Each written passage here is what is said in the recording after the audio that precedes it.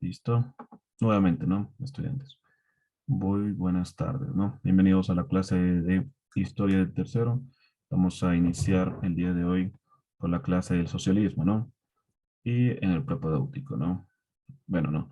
Como sabemos, ¿no? Como les estaba comentando, hay distintos tipos de socialismo, ¿verdad? Socialismo utópico, el socialismo científico, el socialismo tradicional, el socialismo del siglo XXI, que obviamente en cada uno de los países o cada uno de los continentes, tanto en Europa como en Asia, como en América del Norte y aquí en América del Sur o en toda Latinoamérica, pues se estableció cuando se dio como resultado el socialismo en que fue en contra, obviamente, del capitalismo. Y desde ahí comienza a surgir, ¿no? El socialismo, ¿no? El socialismo se hace fuerte, ya se hace fuerte, sobre todo porque ya estaban cansados, sobre todo las personas que trabajaban en industrias, ¿no? Sobre todo con las revoluciones industriales que hubo, ¿no? La revolución industrial que se dio en 1750, posteriormente ya se dio una segunda revolución industrial, una tercera, y también con el estallido sobre todo de la clase obrera. Sí, entonces esa clase obrera que se dio netamente en Francia en el año 1789, antes de eso pues también habíamos visto o habíamos hablado en algún momento con la independencia de Estados Unidos, también habíamos visto sobre todo el tipo de gobierno que llevaba Inglaterra con las revoluciones y cómo se expandió a diferentes partes del mundo. ¿Por qué se expande a diferentes partes del mundo el capitalismo y también el mercantilismo? Eh,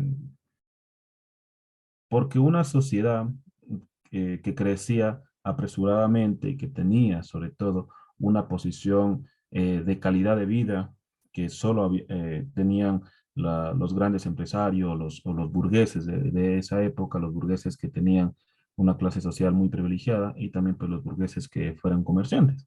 Entonces todo eso pues conlleva que el socialismo o la palabra socialismo que es en sí personas, que lo asociamos con personas o lo asociamos mucho con los derechos que son colectivos, los derechos fundamentales. Entonces estallan en diferentes partes del mundo y de ahí pues comienza, sobre todo en Europa estalla y comienzan ya a dirigirse a varias partes del mundo, ¿no? Con el fin, sí, de reclamar derechos, ¿sí? Y obviamente pues lo consigue, ¿no? Y pues poco a poco pues ha sabido dar una ilusión al ser humano, ¿no? No lo hablo con una ilusión en el que van a tener todos por igual, ¿no? Porque lo confundimos mucho el socialismo con el comunismo o el socialismo en el que todos debemos tener por igual. No, el socialismo se crea o lo realizan en sí un gran propulsor de esto, los principales eh, intelectuales o ilustradores, pues fue Carlos Marx, Nietzsche, eh, Immanuel Kant y entre otros, ¿no? Entonces, lo hablo por el simple hecho en el que ellos querían igualdad, no en que una persona trabaje y la otra persona no trabaje y tener las mismas condiciones, sino que todos al momento de trabajar pues tengan lo que ellos en sí eh, quieran al momento de esforzarse, ¿no? Lo requieran al momento de esforzarse. Sí, entonces mucho nos equivocamos, ¿no? El gobierno tiene que subsidiarnos esto, tiene que subsidiar. No, obviamente el socialismo se crea por el mismo afán en que quiere que lo respeten tanto los derechos y los deberes cumplirlo a medida, obviamente, si es que el pueblo, obviamente, está de acuerdo. Sí, entonces vamos ahí, ¿no? El socialismo tras la caída del régimen y las grandes ideologías del siglo XIX fueron el liberalismo, el nacionalismo y también el socialismo, que poco a poco eso vamos a ir topando, ¿no? Entonces, el antiguo régimen, sobre todo, comienza a caer desde las dinastías, desde las monarquías, desde el feudalismo, todo eso empieza a caer, ¿sí? Y se le pone fin, ¿no es cierto? Entonces, ya en el comienzo del siglo XX, ¿sí? En el siglo XX, pues comienzan ya a caer notablemente ese tipo de, de regímenes y comienza a haber un régimen mucho más democrático o de republicanismo que estamos hablando, ¿no es cierto? Donde los poderes que estaban entablados en un solo régimen, recuerdan que los poderes del Estado eran tres, recordarán que solo estaban en un solo régimen. ¿Cómo eran los poderes del Estado? ¿Alguien puede hacer de acuerdo?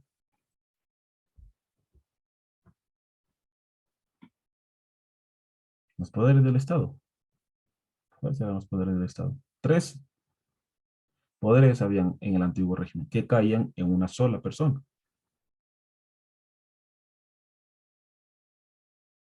Ejecutivo, legislativo y el judicial. Esos eran los antiguos, los poderes del Estado. ¿Y en dónde recaían? En la monarquía. Gracias al socialismo, según datos, obviamente comienza como esta imagen, ¿no es cierto? El pueblo hace la fuerza y comienzan a que a separarle de esos poderes del Estado y que recaigan en varias personas, ¿sí? Entonces desde ahí ya comienza, sobre todo, la Primera Guerra Mundial se da por esto, ¿sí? Por el descontento de varias personas hacia, obviamente, el Estado. En algunos estados de Alemania, estados de Francia, estados de Italia, estados de Inglaterra, etcétera, etcétera, etcétera, ¿no? En grandes estados. Y comienza una revolución socialista. Sí, vamos a ver qué nos dice también de en esta parte, ¿ya? Pasemos a la siguiente diapositiva, un momentito.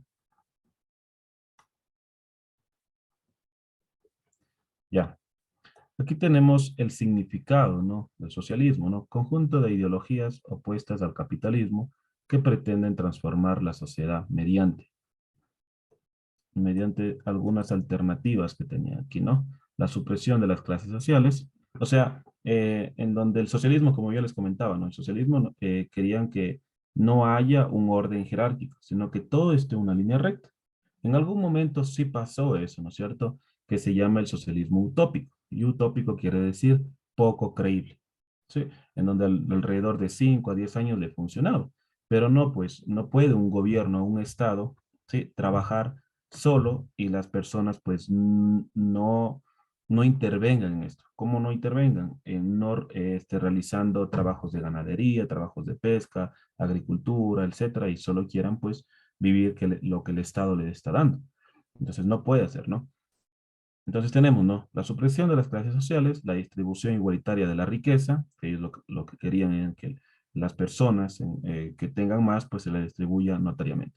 Ahora eso de ahí sí discrepo muchas, ¿no? Hay algunas personas, pues, que el capitalismo, el socialismo lucha día a día con eso. ¿En el qué? En el que el socialismo pelea por esta distribución igualitaria, puede pelearlo hasta ahorita, ¿no? Pero hay algunas personas que hoy en día son ricas a través del esfuerzo, a través del trabajo, ¿sí? Y otras personas, pues obviamente que son ricas a través de herencias, otra vez, pues, por diferentes circunstancias. Entonces, ahí está el atalcado, obviamente, de las personas que creen, ¿no? Porque yo no tengo nada, yo voy a conseguirlo a base de ¿qué? A base de quitarles a las otras personas. No. Entonces, obviamente, esa era la ideología de hace mucho tiempo. ¿Sí? Entonces, a través de la abolición de la propiedad privada y los medios de producción y también de las colectividades. ¿Sí? Entonces vamos a ver más adelante con el capitalismo, vamos a ver qué es la plusvalía y cómo eso pues generaba una riqueza para algunos y pobreza para algunas personas, que hasta hoy en día pues directo o indirectamente pues se le está viendo pues en las calles o etcétera, ¿no?